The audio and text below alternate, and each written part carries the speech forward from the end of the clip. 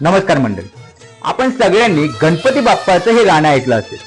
तूच सुख करता तूच दुःख हरता अवघ्या दिनांच्या नाथा बाप्पा मोरया रे बाप्पा मोरया रे. पण या गाण्यामध्ये एक ओळ अशी आहे, नाव काढू नको तांदुळाचे केले मोदक लाल गव्हाचे. पण तुम्हाला माहित आहे का, या गाण्यातील या ओळीच्या मागे एक खरी गोष्ट दडलेली आहे. असं सांगितलं जातं की हे गाणं ज्या काळात लिहिलं गेलं त्या काळी महाराष्ट्रात दुष्काळ पडला होता. लोकांच्या घरात अन्नधान्याची कमतरता होती.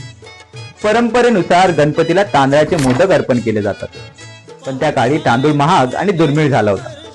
तेव्हा भक्तांनी सहज उपलब्ध असलेल्या लाल गव्हापासून मोदक बनवले आणि मनापासून प्रार्थना केली की बाप्पा, परिस्थिती कठीण आहे पण माझं भक्तीचं मन बदललेलं नाही.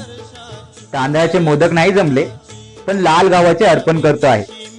या प्रसंगातून एक मोठा संदेश मिळतो की देवाला वस्तू नकोत, भक्ती आणि भावना खरी हवी. हे गाणं म्हणजे फक्त स्तुतिगीत नाही, तर त्या काळाच्या लोकजीवनाचं एक चित्रण आहे. भक्त आपल्या वेदना आणि अडचणी सांगताना म्हणतो की हाल ओळख साऱ्या घराचे दिन येतील कारे सुखाचे. यातून दिसतं की लोक संकटात होती पण त्यांनी आशा आणि श्रद्धा कधी सोडली नाही. आज आपल्याला मोदकांचे असंख्य प्रकार मिळतात. उकडीचे मोदक, तळलेले मोदक, चॉकलेट मोदकही.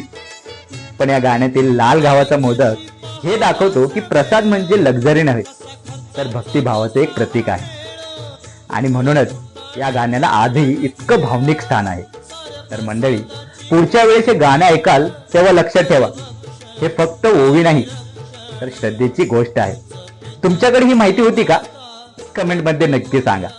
गणपती बाप्पा मोरया. धन्यवाद.